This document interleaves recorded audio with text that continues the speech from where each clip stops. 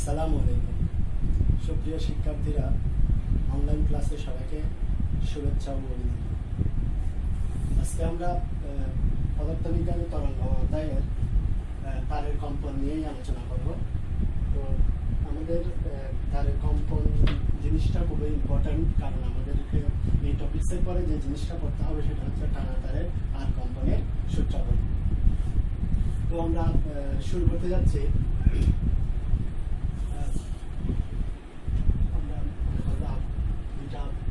অবলম্বন, এই দুটো অবলম্বন স্থির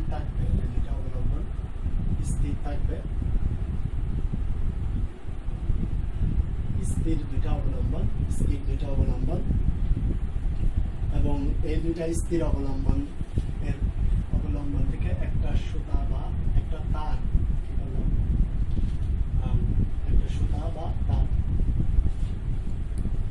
বেঁধে দিলাম এবং এই সুতাটাকে যদি আমি ঠিক উপর দিয়ে যদি এভাবে কি করে দিই, ছেড়ে দেয়, তাহলে এখানে একটা কম্পনের সৃষ্টি হবে। মানে এই সুতাটা এই ধরনের আকার পাবে, এই তারটা এইভাবে লুপ আকৃতির হয়ে যাবে। কেন লুপ আকৃতির হবে? আমি যখন মাঝখান দিয়ে টেনে ছেড়ে দিব, তখন এই জিনিসটা, এই তারের প্রত্যেকটা জিনিস সামনের দিকে অগ্রসর হয়ে এখানে বাধাপ্রাপ্ত হয়ে আবার কি হবে, প্রতিফলিত হয়ে এদিকে চলে আসবে। তার মানে একটা লুপের সৃষ্টি হবে, যেটাকে আমরা স্থির তরঙ্গ হিসাবে পড়ছিলাম। তো স্থির তরঙ্গর এই জিনিসটাতে আমরা একটা এমনভাবে এই জিনিসটা পরীক্ষাটা করব যাতে জিনিসটা একটা লুপের সৃষ্টি হয়। তাহলে এখানে দুইটা আবদ্ধ স্থান দেখা যাচ্ছে, দুইটা আবদ্ধ স্থানে সবসময় নিঃস্পন্দ বিন্দু সৃষ্টি হয়, দুইটা নিঃস্পন্দ বিন্দু সৃষ্টি হয়। এটাকে যদি আমি বিন্দু দেই, এটাকে যদি আমি বিন্দু দেই, এটাকে যদি বি বিন্দু দেই, আর এটাকে যদি আমি সি বিন্দু দেই, তাহলে এখানে এ ও বি হচ্ছে নিঃস্পন্দ বিন্দু এবং বি হচ্ছে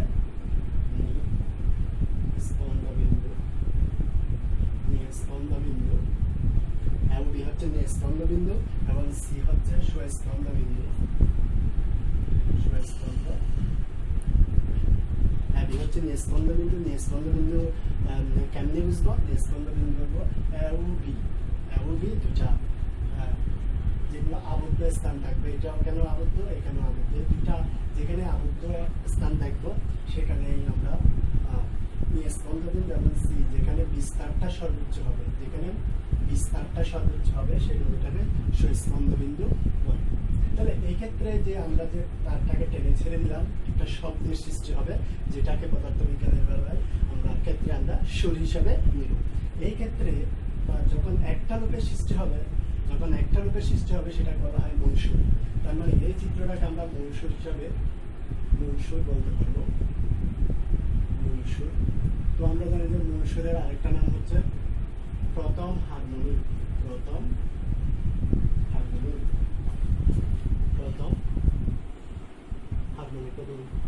তার মানে একটা লুপ থাকলে একটা লুপের মধ্যে দুইটা নিঃস্পন্দ বিন্দু থাকবে, একটা সুস্পন্দ বিন্দু থাকবে। এই ধরনের থাকলে এটাকে মূল সুর বা প্রথম হারমোনিক বলা হয়। হারমোনিক কি, মূল সুর কি, সেগুলো আমরা আগেও পড়ছিলাম। মূল সুর মানে যার কম্পাঙ্ক সবচেয়ে কম, আর মূল সুরটাকে আবার প্রথম হারমোনিকও বলা হয়। এখন আমরা আরেকটা জিনিস দেখব, সেটা হচ্ছে একই চিত্রটাকে আমরা ব্যাখ্যা করব। সেটা ওই তারটাকে আমরা আরেকটু ঠিক মাঝখানে চেপে ধরে একটু যদি টেনে ছেড়ে দেই, ঠিক মাঝখানে যদি তারটাকে টেনে ছেড়ে দেই, তাহলে এখানে আরেকটা লুপের সৃষ্টি হওয়ার সম্ভাবনা থাকবে। অথবা এই তারটাকে যদি আমি একটু জুড়ে টান দেই, উপরের দিকে টেনে ছেড়ে দেই, তাহলে আর কম্পনের সৃষ্টি হবে, আর তরঙ্গের সৃষ্টি হবে, যেটা স্থির তরঙ্গ হিসাবে আমরা এখানে প্রকাশ করব।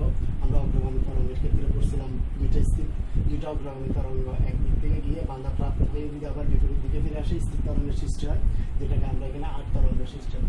তার কম্পনের ক্ষেত্রে এখানে হচ্ছে এগুলো দুইটাই হচ্ছে আট তরঙ্গের সৃষ্টি হচ্ছে। আট তরঙ্গের কেন সৃষ্টি হচ্ছে? এই তারের কম্পাঙ্কটা মাধ্যমের সাথে সমকোণে কি হচ্ছে, কম্পিত হচ্ছে, এই জন্য এটাকে বলা হয় আট তরঙ্গ। তাহলে দেখা যাচ্ছে যে কি এখানে লুপ ছিল একটা, এখানে লুপ হচ্ছে দুইটা। তাহলে এটাকে যদি আমি এ বি এবং সি দ্বারা কি করি প্রকাশ করি, তাহলে দেখা যাচ্ছে যে কি এখানে দুইটা নিঃস্পন্দ বিন্দু। নিঃস্পন্দ বিন্দু কোথায়? যেখানে দুইটা জিনিস এক জায়গায় মিলিত হয়েছে। যেমন এটা একটা নিঃস্পন্দ বিন্দু, এটা একটা নিঃস্পন্দ বিন্দু, এটা একটা নিঃস্পন্দ বিন্দু। তার মানে কি এই দুইটা লুপের মধ্যে নিঃস্পন্দ বিন্দু হচ্ছে তিনটা এবং স্বস্পন্দ বিন্দু হচ্ছে দুইটা। স্বস্পন্দ বিন্দু কোনগুলা কোনগুলা? এইটা আর এটা স্বস্পন্দ বিন্দু। তাহলে এখানে নিঃস্পন্দ বিন্দু হচ্ছে এ সি, বি হচ্ছে নিঃস্পন্দ বিন্দু, নিঃস্পন্দ বিন্দু, এ সি বি হচ্ছে নিঃস্পন্দ বিন্দু, এবং এই দুইটা পয়েন্ট হচ্ছে যেটাকে আমরা ই এফ দ্বারা প্রকাশ করতেছি। ই এফ হচ্ছে স্বস্পন্দ বিন্দু, স্বস্পন্দ বিন্দু,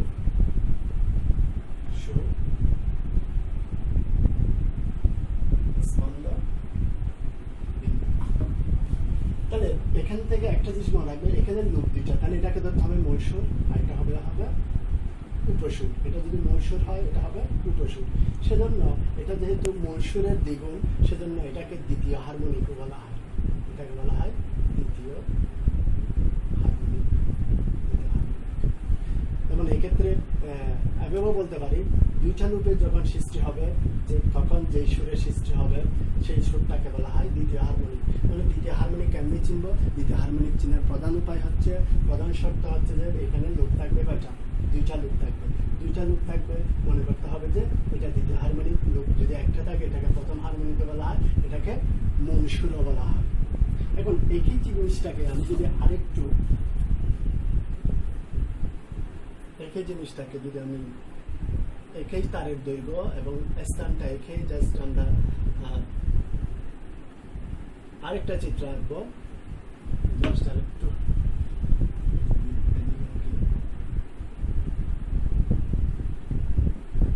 তাহলে এই জিনিসটাকে যদি আমরা যদি আবার ব্যাখ্যা করি, তাহলে এখানে আমরা এখন একটা লুপ বেশি দিব।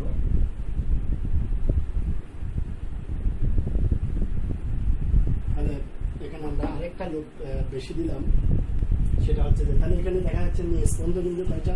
নিঃস্পন্দ বিন্দু এখানে একটা, আবার এখানে একটা, আবার এখানে একটা, এখানে একটা। তাহলে আমি যদি এগুলো পয়েন্ট দ্বারা লিখি, এটাকে এ ধরলে, এটাকে বি ধরলে, এটাকে সি ধরলে, এটাকে যদি ডি ধরি, তাহলে নিঃস্পন্দ বিন্দু এখানে একটা, এখানে একটা, এখানে একটা, এখানে একটা।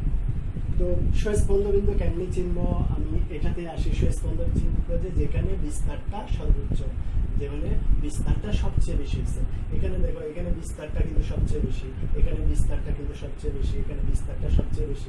যেসব বিন্দুতে কণার বিস্তার সবচেয়ে বেশি সেই বিন্দুতে স্বস্পন্দ বিন্দু সৃষ্টি হয়। ঠিক তদ্রুপভাবে এই লুপের স্বস্পন্দ বিন্দু হচ্ছে এখানে, এই লুপের স্বস্পন্দ বিন্দু হচ্ছে এখানে, এই লুপের স্বস্পন্দ বিন্দু হচ্ছে এখানে, এই লুপের স্বস্পন্দ বিন্দু হচ্ছে এখানে। তাহলে এটাকে যদি আমি ই ধরি, এটাকে যদি এফ, এটা যদি জি, তাহলে আমি যদি এখানে লিখতে চাই এ বি সি ডি, এটা হচ্ছে নিঃস্পন্দ বিন্দু, নিঃস্পন্দ বিন্দু বলতে পারবো। আবার ই এফ জি, এগুলো হচ্ছে স্বস্পন্দ বিন্দু, এটাকে বলা হয় স্বস্পন্দ বিন্দু। তাহলে দেখা যাচ্ছে যে কি, তবে এই জিনিসটাকে তৃতীয় হারমোনিক বলা হয়, কারণ লুপ যদি তিনটা হয় এটাকে তৃতীয় হারমোনিক। যেহেতু এটা মূল সুরের কত গুণ? 3 গুণ। এই জিনিসটা মূল সুরের কত গুণ? 3 গুণ। এটা হচ্ছে মূল সুরের দ্বিগুণ। আর এটা শুধুমাত্র একটা লুপ থাকলে মূল সুর, দুটা লুপ থাকলে দ্বিতীয় হারমোনিক, তিনটা লুপ থাকলে তৃতীয় হারমোনিক। তৃতীয় হারমোনিক।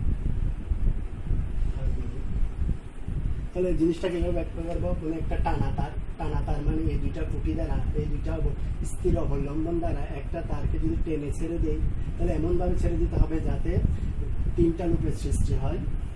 তিনটা লুপের কীভাবে সৃষ্টি হবে সেটা, যে কোনো এক পাশটাকে চেপে ধরে টেনে ছেড়ে দেয়, তাহলে তিনটা লুপ সৃষ্টি হয়। যখন তিনটা লুপের সৃষ্টি হবে তখন তৃতীয় হারমোনিক। তৃতীয় হারমোনিকের ক্ষেত্রে নিঃস্পন্দ বিন্দু হচ্ছে কয়টা? একটা, দুইটা, তিনটা, চারটা।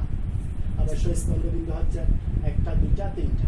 তাহলে ব্যাখ্যাটা তৃতীয় হারমোনিকের শর্তগুলো এমসিকিউতে এভাবে আসতে পারে, যখন কোনো একটা টানা তারের মধ্যে কয়টা সুস্পন্দ বিন্দু থাকে, কয়টা নিঃস্পন্দ বিন্দু থাকে, 4টা নিঃস্পন্দ বিন্দু, 3টা সুস্পন্দ বিন্দু থাকে, তখন যেই হারমোনিকের সৃষ্টি হয় সেটা হচ্ছে কি তৃতীয় হারমোনিক।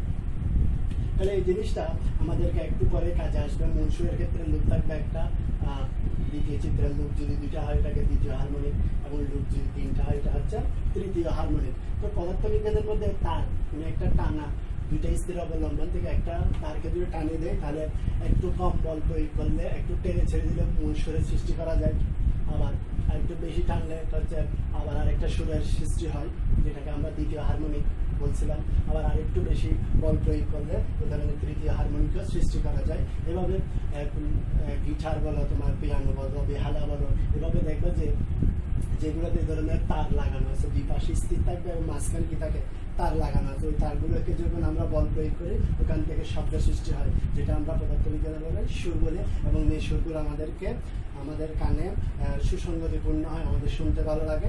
এই জন্য এই জিনিসটা, তারের কম্পনটা আমাদের খুব বেশি গুরুত্বপূর্ণ, এবং আমরা এটা নেক্সট যে টপিক্সটা নিয়ে আলোচনা করবো সেটাতে খুব গুরুত্বপূর্ণ ভূমিকা রাখবে।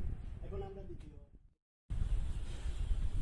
তো আমরা টানা তারের আর কম্পনের সূত্র নিয়ে আলোচনা করব। তো 1636 সালে মার্সের নামের ফরাসি এক গণিতবিদ টানা তারের আর কম্পনের সূত্র বলি। টানা তার কি একটু আগে বুঝেছিলাম, কারণ টানা তারের ক্ষেত্রে শুধুমাত্র আর কম্পনই সৃষ্টি হয়। আর কম্পন হচ্ছে যে তরঙ্গ মাধ্যমের সাথে সমকোণে কি হয়, সঞ্চালিত হয়, সেটা হচ্ছে আর কম্পন। তো টানা তারের ক্ষেত্রে শুধুমাত্র আর কম্পনটা হয়, মানে আর তরঙ্গের সৃষ্টি হয়। তো আর 1636 সালে জন মার্সেল নামে একজন ফরাসি বিজ্ঞানী গণিতবিদ, তিনি এই টানা তারের সূত্রগুলো আবিষ্কার করেন। তো টানা তারের আর কম্পনের সূত্র হচ্ছে 3টা। প্রথমটা হচ্ছে দৈর্ঘ্য সূত্র।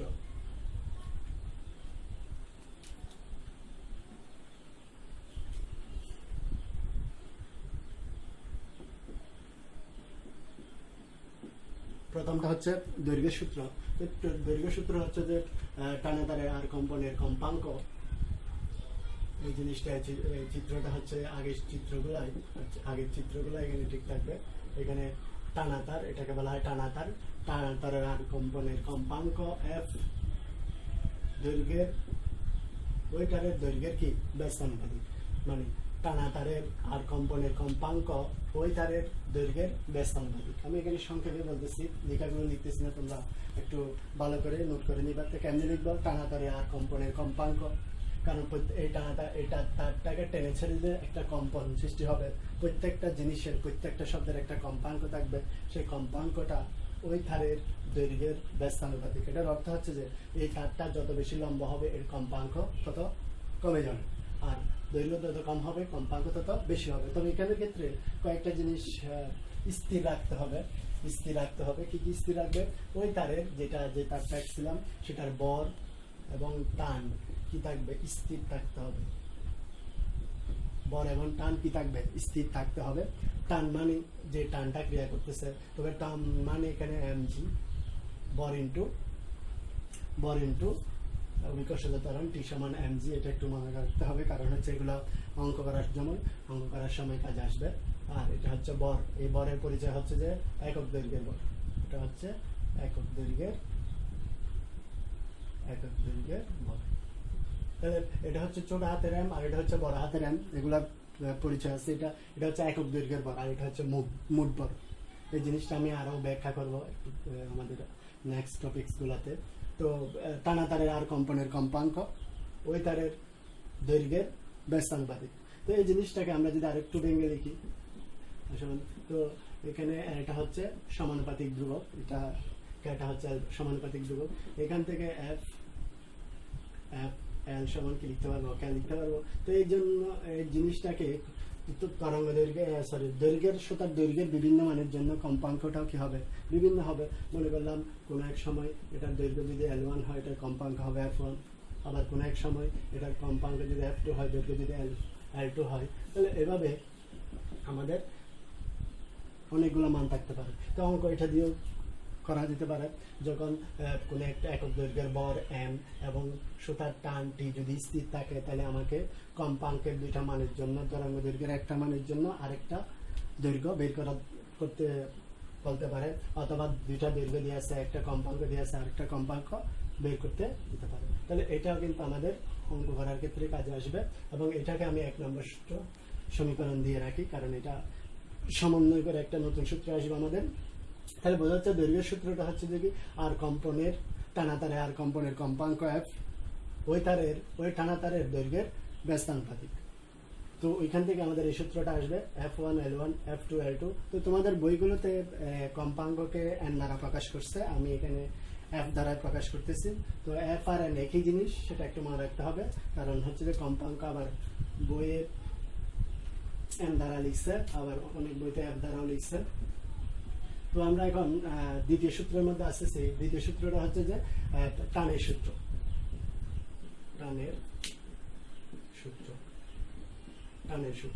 টানের সূত্র হচ্ছে কি F কম্পাঙ্ক F is proportional to √/t।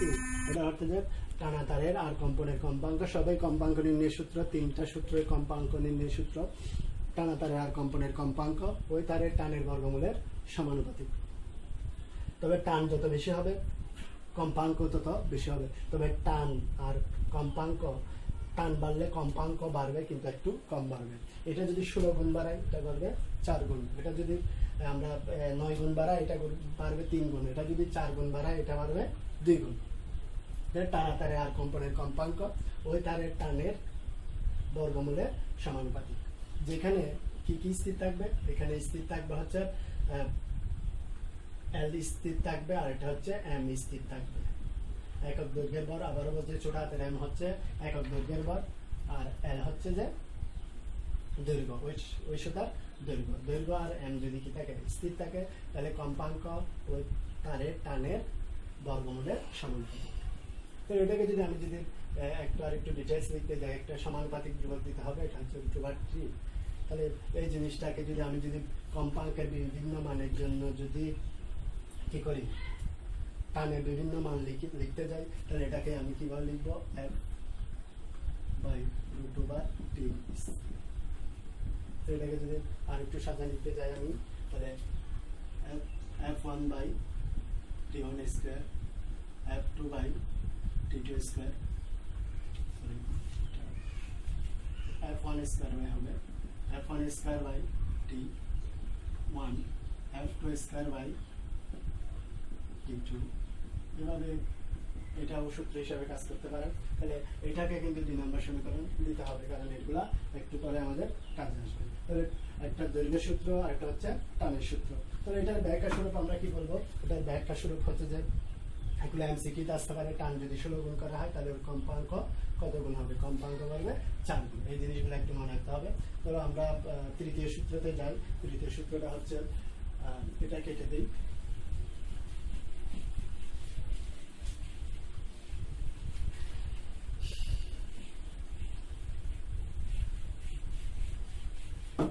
তো 3 নম্বর সূত্রটা হচ্ছে বড় সূত্র। 3 নম্বর সূত্রটা হচ্ছে আমাদের বড় সূত্র। তো 3 নম্বর টানা তারের আর কম্পনের কম্পাঙ্ক ওই তারের একক দৈর্ঘ্যের বরের বর্গমূলের ব্যস্তানুপাতিক। টানা তারের আর কম্পনের কম্পাঙ্ক ওই তারের একক দৈর্ঘ্যের, ছোট হাতের M হচ্ছে একক দৈর্ঘ্যের বর, একক দৈর্ঘ্যের বরের বর্গমূলের ব্যস্তানুপাতিক। এই জিনিসটা একটু মনে রাখতে হবে। তো এটা হচ্ছে 3 নম্বর সমীকরণ দিতে হবে, কারণ 3টা সমীকরণ আমাদেরকে সমন্বয় করতে হবে। তো এটা হচ্ছে F1। আমরা যদি একটা সমানুপাতিক ধ্রুবক দিচ্ছি, সমানুপাতিক ধ্রুবক, তো এটাকে F√m এদিকে চলে গেলে তাহলে এখানে কি হবে, আমরা এখন যদি এটাকে বর্গ করি তাহলে এটা M1 সমান, তাহলে কি হবে F2²√m2। তাহলে আমরা যদি বর্গ করি তাহলে এই ধরনের বিভিন্ন মান আমরা পেতে পারি। তো এটাও আমাদের কাজে আসতে পারে।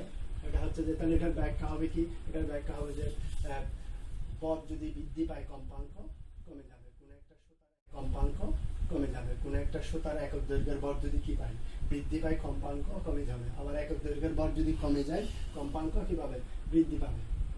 এই তিনটা সূত্র হচ্ছে যে টানাতারের আর কম্পনের সূত্র বলে। তাহলে এগুলো তোমরা কিন্তু লেখাগুলো একটু লিখতে হবে। তবে এখানের মধ্যে কি কি ধ্রুবক থাকবে, এখানের মধ্যে ধ্রুবক থাকবে হচ্ছে আগের টানের সূত্র এবং দৈর্ঘ্যের সূত্র দুইটা এল এবং টি কি থাকবে স্থির থাকবে এখানে, এল এবং টি স্থির থাকবে এখানে। তাহলে এটা আমরা ভরের সূত্র। তাহলে আমাদের 1 নাম্বার 2 নাম্বার আর 3 নাম্বার সূত্র যদি আমরা একসাথে লিখি, সমন্বয় করি, 1 নাম্বার 2 নাম্বার ও 3 নাম্বার সমীকরণ সমন্বয়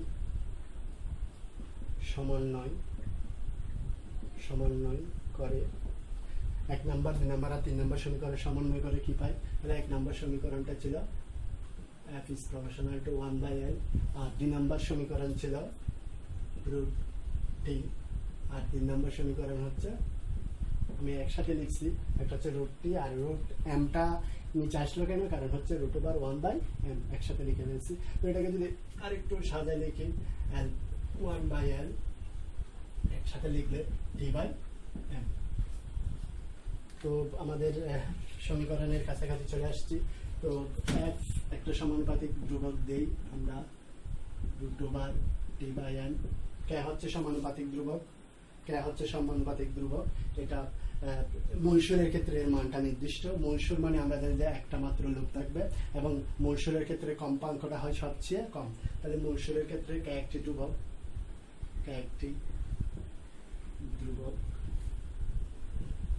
মূলসুরের ক্ষেত্রে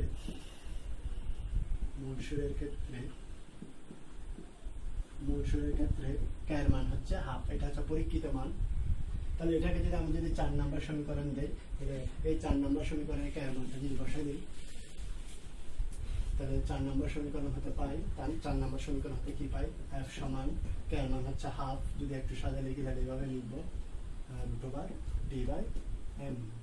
এটাই হচ্ছে টানাতারের আর কম্পনের সূত্রের সমন্বয় সূত্রের কম্পাঙ্ক নির্ণয় সূত্র। টানাতারের আর কম্পনের কম্পাঙ্ক নির্ণয় সূত্র। টানাতারের যেটা একটু পরে লিখতেছি আর একটু কাজ আছে। তাহলে f সমান 1/2l √t/m। তাহলে এই জিনিসটাকে একটু মডিফাইড করে লিখতেছি, f ইকুয়ালস p দিতে পারি অথবা s ও দিতে পারি। আমরা s দিয়ে লিখি, s/2l √t/m। এখানে এই এসটা হঠাৎ করে কেন আসলো সেটা একটু বুঝতে হবে, কারণ এসটা খুবই ইম্পর্টেন্ট। এই পরিচয়টা আমি একটু দিচ্ছি ভালোভাবে, তোমরা একটু ভালো করে শোনো এস এর কি পরিচয়। তো এস হচ্ছে লুপ সংখ্যা, এখানে এস হচ্ছে লুপ সংখ্যা, একটু লিখে রাখো। এস হচ্ছে লুপ সংখ্যা, এস হচ্ছে কি লুপ সংখ্যা। তো মূলসুরের ক্ষেত্রে এস এর মান হবে 1, মূলসুরের ক্ষেত্রে বা প্রথম হারমোনিকের ক্ষেত্রে এস এর মান হবে 1। আমি চিত্র সাহায্যে আমরা জানি যে মূলসুরের ক্ষেত্রে লুপ থাকে কত? একটা। প্রশ্নের মধ্যে বলে দিবে এটা কি মূলসুর নাকি দ্বিতীয় হারমোনিক নাকি তৃতীয় হারমোনিক। তাহলে মূলসুরের ক্ষেত্রে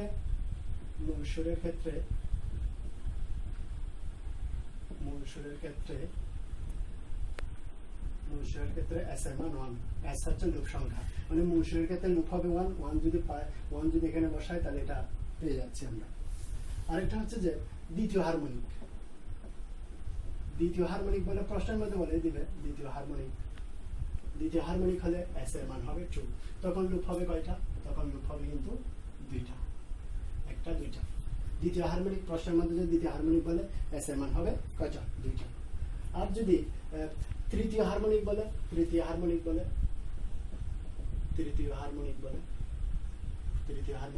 তাহলে এস এর মান হবে কত? 3। তখন আমাদের লুপ হবে কয়টা? 3টা। তখন লুপ হবে কয়টা? 3টা।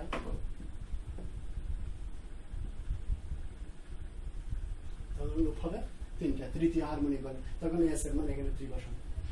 প্রশ্নের মধ্যে আমাদেরকে অনেকভাবে, তাহলে এটাই হচ্ছে ফাইনাল সমীকরণ। এস হচ্ছে লুপ সংখ্যা। আশা করি এস এর পরিচয়টা বুঝছো। কারণ হচ্ছে যে এস এর পরিচয় না জানলে, কারণ শুধু এই সূত্র দিয়ে অঙ্ক করা যাবে না। যখন আমাদেরকে বলা দ্বিতীয় হারমোনিকের ক্ষেত্রে কম্পাঙ্ক নির্ণয় করো, তখন কিন্তু এই সূত্র দিয়ে ফেললে হবে। কারণ দ্বিতীয় হারমোনিকের ক্ষেত্রে লুপ হবে 2টা, তখন এস এর মান 2 বসাতে হবে। তখন এই সমীকরণে কি আসবে? পরিবর্তন আসবে। তাহলে আমাদের এইটাই হচ্ছে টানাতারের আর কম্পনের সমীকরণ, এটাই একটু লিখে রাখতে হবে। টানা তারের আর কম্পনের কম্পাঙ্ক নির্ণয়ের সূত্র,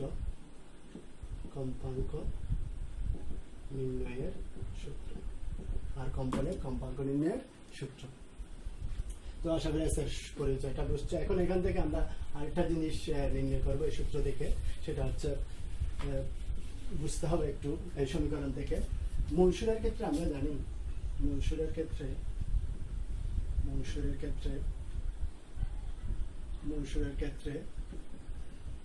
আমরা জানি, তাহলে একটু দেখি আমরা, তাহলে আমরা মৌসুর তো এখন বুঝে ফেলছি। মৌসুরের মধ্যে লুপ থাকবে কয়টা? একটা। মৌসুরের মধ্যে লুপ থাকবে কয়টা? একটা। এই জিনিসটা হচ্ছে টানা তার। এই দুইটা স্থির ছিল, আর এটা হচ্ছে কি টানা তার। এই টানা তারের দৈর্ঘ্যটাকে আমি এল দ্বারা প্রকাশ করতেছি।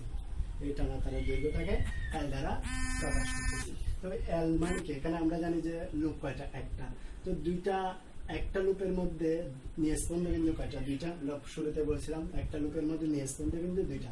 তো নিঃস্পন্দ বিন্দু দুইটা মানে কি? পরপর দুটি নিঃস্পন্দ বিন্দুর মধ্যবর্তী দূরত্ব হচ্ছে λ/2, যেটা আমরা এই ক্লাসগুলোর শুরুতেই পড়াইছিলাম। পরপর দুটি নিঃস্পন্দ বিন্দুর মধ্যবর্তী দূরত্ব হচ্ছে কি? λ/2। তাহলে λ সমান কি দেখা যায়? টুয়াইস। তাহলে আমরা জানি L সমান কি? λ/2। মৌসুমের ক্ষেত্রে এই মানগুলো কিন্তু নির্দিষ্ট। L সমান কি? λ/2, কারণ আমরা জানি যে পরপর দুটি নিঃস্পন্দ বিন্দুর মধ্যবর্তী দূরত্ব হচ্ছে কি? λ/2। তাহলে আমরা আমার এই সমীকরণ কি দাঁড়ায়? F সমান, যেহেতু এটা মৌসুর বলছে S এর মান কিন্তু 1 এ লিখতে পারে, যেহেতু আমরা এখানে মৌসুর বলছে S এর মান 1, 2 ইনটু λ।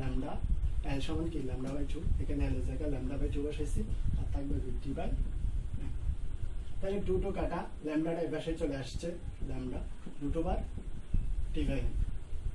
তো আমরা কি জানি? f ল্যামডা b সমান f ল্যামডা, একটা সূত্র করাইছিলাম b সমান f ল্যামডা। তার মানে b সমান এটার জায়গায় b লিখতে পারবো √T/n। এটা দিয়ে অঙ্ক আসতে পারে। এটা মৌসুমের ক্ষেত্রে তরঙ্গ বেগ b, এই b এর পরিচয় হচ্ছে তরঙ্গ বেগ।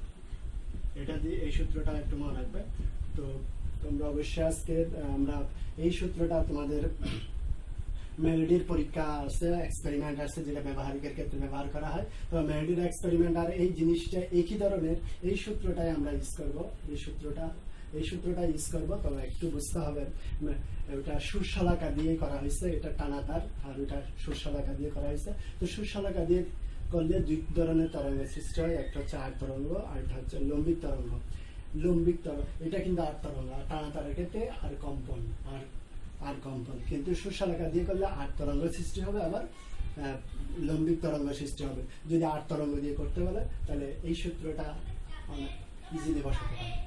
যদি আট তরঙ্গ বলে এটা, আবার যদি বলে লম্বিক তরঙ্গ তখন এখানে একটা 2 দিতে হয়, যেটা আমরা আগামী ক্লাসে আলোচনা করবো। মেরিটের পরীক্ষাটা খুবই ইম্পর্টেন্ট, সেটা ব্যবহারিক আছে। তোমাদের পরীক্ষায় প্রায় সময় মেরিট পরীক্ষাটা ব্যবহারিকের সময় আসে, এবং এই সূত্রটা যদি বুঝে থাকো তাহলে মেরিট এক্সপেরিমেন্ট করার কোনো ব্যাপারই না। আমরা আগামী দিন দেখবো কিভাবে আর কম্পন হলে বা কিভাবে লম্বিক তরঙ্গ হলে এই সূত্রের পরিবর্তন আসবে, সেটাই আমরা আলোচনা করব। তাহলে তোমরা এই ভিডিওটা খুবই ইম্পর্টেন্ট, এই ভিডিওটা বারবার দেখে পজ করে ভালো করে নোট করে ফেলতে হবে। আমি এখানে অনেক জিনিস নিয়ে বইয়ের অবশ্যই হেল্প নিতে হবে, তাহলে পরিপূর্ণ একটা নোট করতে পারবে। সবাইকে আবারও ধন্যবাদ জানিয়ে আজকের মতো বিদায় নিচ্ছি।